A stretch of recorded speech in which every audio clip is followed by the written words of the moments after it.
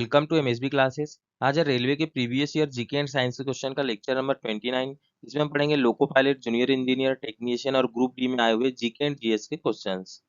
First question हमारा, यदि किसी ध्वनि तरंग की आवृत्ति 100 हर्ट्ज है तो उसकी समयावधि क्या होगी, मतलब उसका टाइम पीरियड क्या होगा हमें निकालना है। तो जो फ्रीक्वेंसी होती है ये होता है एक ऑसिलेशन, मतलब एक साइकिल। तो एक सेकेंड में यहाँ से जितने साइकिल निकलेंगे उसको बोलते हैं फ्रीक्वेंसी। और जो फ्रीक्वेंसी होता है 1 अपॉन में क्या होता है, टाइम पीरियड होता है। हमें निकालना क्या है, टाइम पीरियड। जो टाइम पीरियड होता है वो 1 अपॉन में फ्रीक्वेंसी हो जाएगा। ठीक है, इसको आगे सॉल्व करेंगे तो ये हो जाएगा 1 अपॉन में कितनी फ्रीक्वेंसी दी है, 100। जब सॉल्व करेंगे तो हो जाएगा 0.01 सेकेंड। जो सेकेंड है इसकी यूनिट है।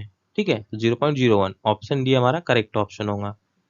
नेक्स्ट क्वेश्चन है, ब्रिक देश कौन से हैं। तो जो ब्रिक है यह हो गया है ब्रिक्स। इसमें एक और देश जुड़ गया है। और ये कौन से देश है, तो जो देश है उनका नाम ही अल्फाबेट के पहले अक्षर में ब्रिक्स बना हुआ है। जैसे बी से हो जाता है ब्राजील। ठीक है, आर से हो जाता है रसिया जिसे हम रूस भी बोलते हैं। ठीक है, और आई से हो जाता है इंडिया। सी से हो जाता है चाइना या चीन। ठीक है, और एस से हो जाता है साउथ अफ्रीका। जो साउथ अफ्रीका है इसमें 2010 में जुड़ा है। ठीक है, और इसकी स्थापना जो हुई थी ब्रिक्स की, ये हुई थी 2009 में। इसका हेडक्वार्टर है संघाई चाइना या चीन। संघाई में इसका हेडक्वार्टर है। और जो ब्रिक्स है इन देशों का आर्थिक सहयोग बढ़ाने और दुनिया में आर्थिक राजनीति की मजबूती के लिए इसकी स्थापना की गई थी। ठीक है, आर्थिक मजबूती के लिए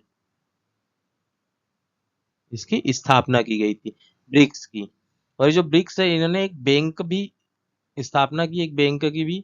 तो वो हो जाती है कौन सी, न्यू डेवलपमेंट बैंक, जिसको बोलते हैं एनडीबी, न्यू डेवलपमेंट बैंक।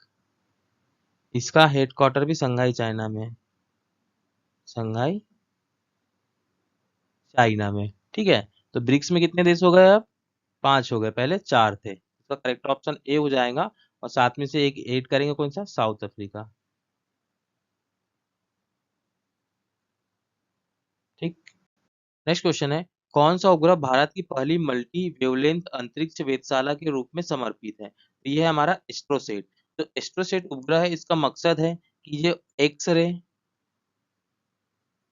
रे और जो यूवी स्पेक्ट्रम होते हैं, यूवी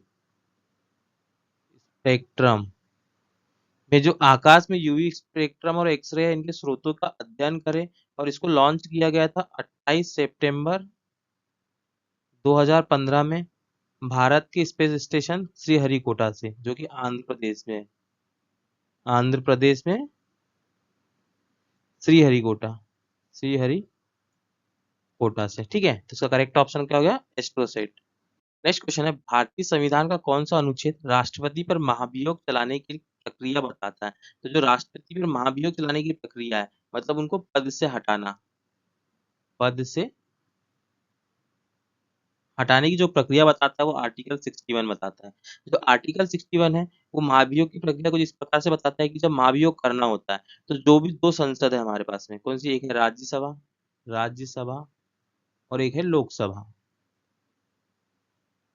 तो राज्यसभा या लोकसभा किसी भी दोनों में से किसी एक में प्रस्ताव लाया जाएगा। ठीक है, और प्रस्ताव को 2/3 वोट से पास किया जाएगा। इसकी कुल संख्या के 2/3, राज्यसभा लोकसभा में जितनी कुल सीटें उसके 2/3 वोट से दिए पास होता है। तो उसके बाद इसे दूसरी संसद में भेजा जाएगा। यदि राज्यसभा में पहला प्रस्ताव आया तो लोकसभा में भेजा जाएगा, यदि लोकसभा में पहला प्रस्ताव आया तो राज्यसभा में। और यहाँ पे जो दोष और आरोप लगाए है उसकी जांच की जाएंगी। ठीक है, जांच की जाएंगी और उसके बाद ये 2/3 वोट से वहां से भी पास हो जाता है तो उसके बाद महाभियोग चलाया जाएगा। क्या, महाभियोग चलाया जाएगा, एक प्रक्रिया चलाई जाएंगी इसको हटाने की।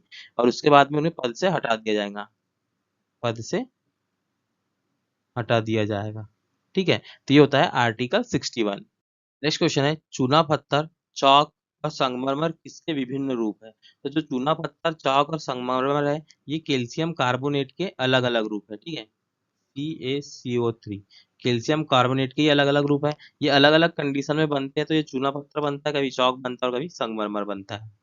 नेक्स्ट क्वेश्चन है, जब किसी अपघटन अभिक्रिया को गर्म करके किया जाता है तो उसे कहते हैं, तो जब भी किसी अपघटन अभिक्रिया को गर्म करके करेंगे तो उसको बोलेंगे थर्मल अपघटन, थर्मल अपघटन या थर्मल डिकम्पोजिशन।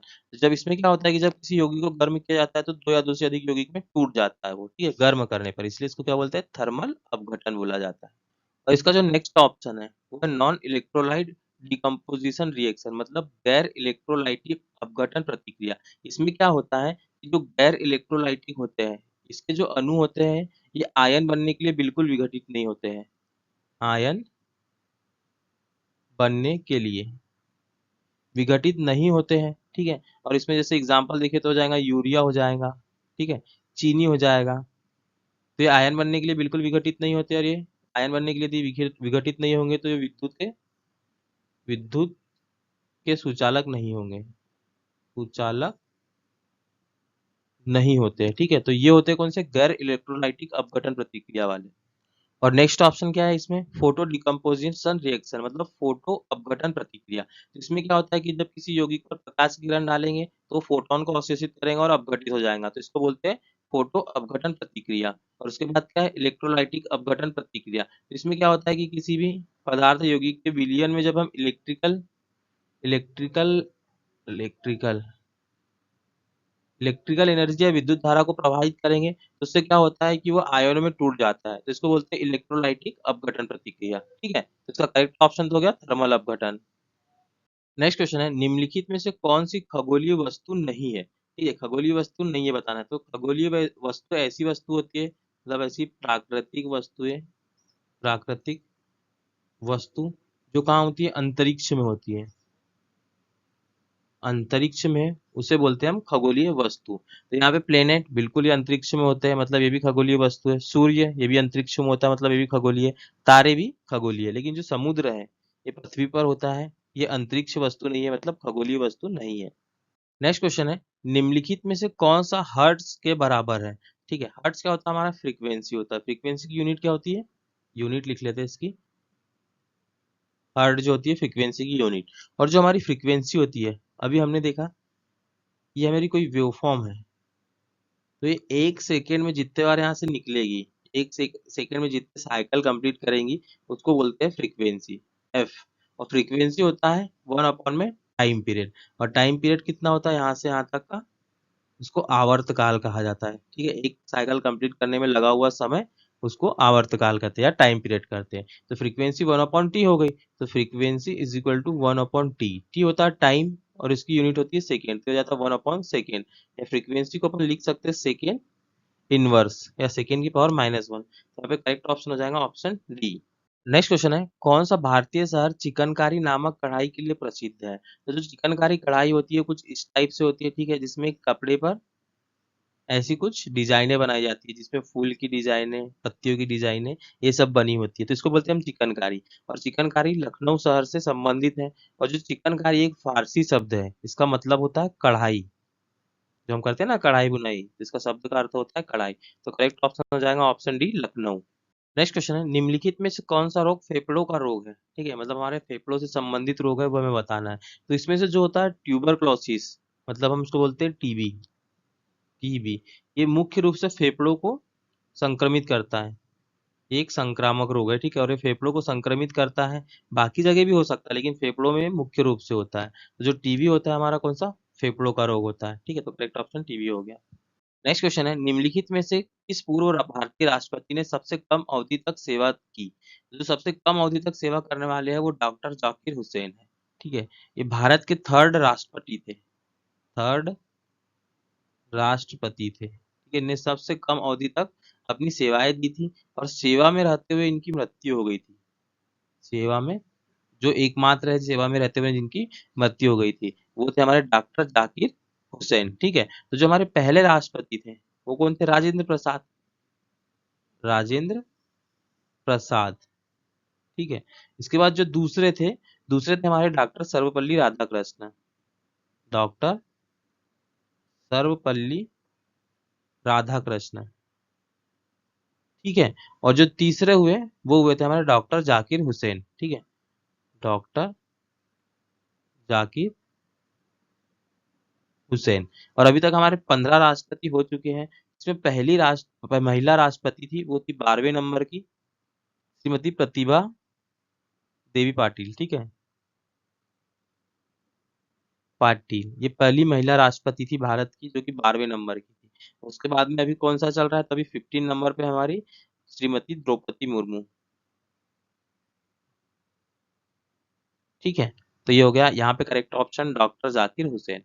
नेक्स्ट क्वेश्चन है, एक अमीटर में खालिस्तान प्रतिरोध होता है जिससे यह इसके माध्यम से अधिक धारा प्रवाहित करता है। ठीक है, जब हम अमीटर का यूज करते हैं हम जब भी, ठीक है, ये हो गया हमारा अमीटर। तो अमीटर को हम हमेशा सीरीज में जोड़ते हैं। ठीक है, ये मान लो कोई लोड है हमारा, लाइट है, तो अमीटर को सीरीज में इसलिए जोड़ते हैं कि इससे अधिकतम धारा प्रवाहित हो, क्योंकि हमको इसमें धारा मेजरमेंट करना होता है। तो अधिकतम धारा प्रवाहित होने के लिए क्या होगा, इसका जो इंटरनल रेजिस्टेंस होना चाहिए, मतलब आंतरिक प्रतिरोध का मान कम होना चाहिए, मतलब बहुत कम होना चाहिए, ये लिख सकते हैं, बहुत कम होना चाहिए। ठीक है, तो करेक्ट ऑप्शन हो जाएगा यहाँ पर वेरी लेस। मतलब जो अमीटर होता है उसका रेजिस्टेंस क्या होता है, वेरी लेस या बहुत कम। और जब वोल्टमीटर की बात करेंगे उसको पैरेलल में कनेक्ट करते हैं और उसमें से धारा प्रवाहित नहीं होना चाहिए, तो उसका रेजिस्टेंस क्या होगा, मैक्सिमम, या बहुत अधिक होना चाहिए, बहुत अधिक। ठीक है, तो यहाँ पे करेक्ट ऑप्शन हो गया बहुत कम। नेक्स्ट क्वेश्चन है, मानव शरीर में कौन सा अंग संतुलन बनाए रखने में मदद करता है। तो जो मानव अंग का हमारा कान होता है संतुलन बनाए रखने में मदद करता है। जो हमारी आंतरिक कान में होता है वेस्टिबुलर, ठीक है, जो वेस्टिबुलर होता है ये वाला पार्ट, ठीक है, ये हमारे संतुलन बनाए रखने में मदद करता है, संतुलन बनाने में मदद करता है। तो करेक्ट ऑप्शन हो जाएगा यहाँ पे कान। नेक्स्ट क्वेश्चन है, कौन सा पोषक तत्व टूटने पर अधिकतम ऊर्जा प्रदान करता है। तो जो सबसे अधिकतम ऊर्जा प्रदान करता है वो वसा। जब वसा टूटकर जो फैटी एसिड बनता है, फैटी एसिड, इसमें सबसे ज्यादा ऊर्जा होती है। तो करेक्ट ऑप्शन यहाँ पे ऑप्शन सी हो जाएगा। ठीक है, फाइबर प्रोटीन और कार्बोहाइड्रेट भी ऊर्जा देते हैं, लेकिन सबसे ज्यादा कौन देता है, फैटी एसिड, जो कि काय में होता है, फैट्स में होता है। नेक्स्ट क्वेश्चन है, पोटेशियम निम्नलिखित में से किस तत्व परिवार से संबंधित है। तो पोटेशियम क्षारीय धातु से संबंधित होता है। ठीक है, क्षारीय तत्व से संबंधित होता है। ये भाग एक में होता है। ठीक है, मतलब ग्रुप वन में होता है। ऐसे 18 ग्रुप होते हैं टोटल, यहाँ पे 18। उसमें से ग्रुप वन में कौन सा होता है, पोटेशियम भी होता है, एक पोटेशियम, जिसको हम के से डिनोट करते हैं। और जो पोटेशियम होता है उसका परमाणु क्रमांक 19 होता है, और ये अत्यंत क्रियाशील धातु है, इसलिए इसको मिट्टी के तेल में रखा जाता है, मिट्टी के तेल में रखा जाता है। ठीक है, इसके अलावा जो सोडियम होता है Na, इसका परमाणु क्रमांक 11 होता है, उसको भी मिट्टी के तेल में रखा जाता है, क्योंकि ये अत्यंत क्रियाशील धातु है। नेक्स्ट क्वेश्चन है, इनमें से कौन सा रोग संक्रामक रोग है। तो इनमें से जो फ्लेग है, फ्लेग एक संक्रामक रोग है जो कि बैक्टीरिया से फैलता है। ठीक है, बैक्टीरिया से फैलने वाला रोग है ये। और ये कौन से बैक्टीरिया, पेस्टिस बैक्टीरिया से फैलता है, पेस्टिस बैक्टीरिया से फैलता है। और जो फ्लेग होता है, एक है जूनोटिक बीमारी होती है, जूनोटिक बीमारी। और जीनोटिक बीमारी का मतलब होता है कि ये इंसान से जानवर में, इंसान से जानवरों में, और जानवरों से इंसानों में फैल सकती है, जानवरों से इंसानों में फैल सकती है। ठीक है, और ये बैक्टीरिया से होती है, एक संक्रामक रोग है। तो फ्लेग यहाँ पे करेक्ट ऑप्शन।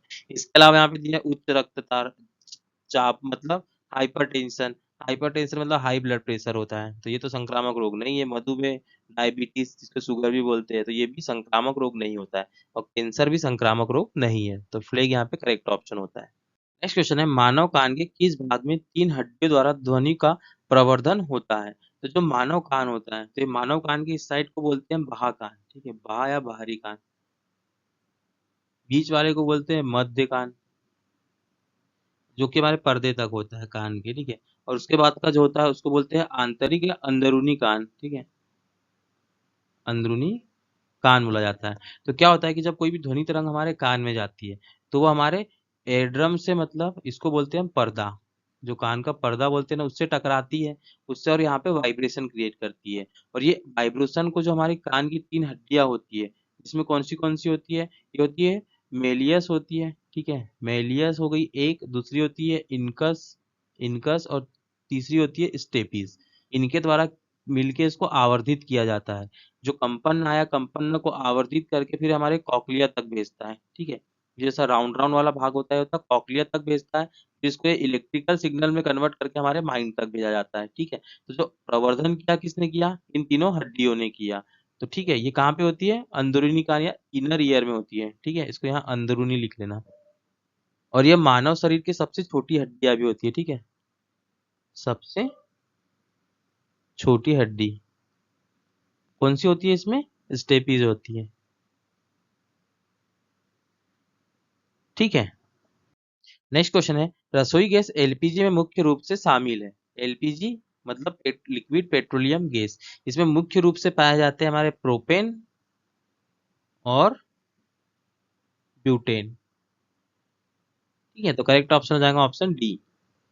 नेक्स्ट क्वेश्चन है, संक्रमण धातु प्रायः अनुचुंबकीय होती है जिसके कारण। ठीक है, तो ये किसके कारण अनुचुंबकीय होती है, तो इनके अंदर जो अयुग्मित इलेक्ट्रॉनों की उपस्थिति होती है उनके कारण जो संक्रमण धातु है वो कैसी होती है, अनुचुंबकीय होती है। और ये आती है हमारे डी ग्रुप में, आवर्त सारणी के डी ग्रुप में आती है।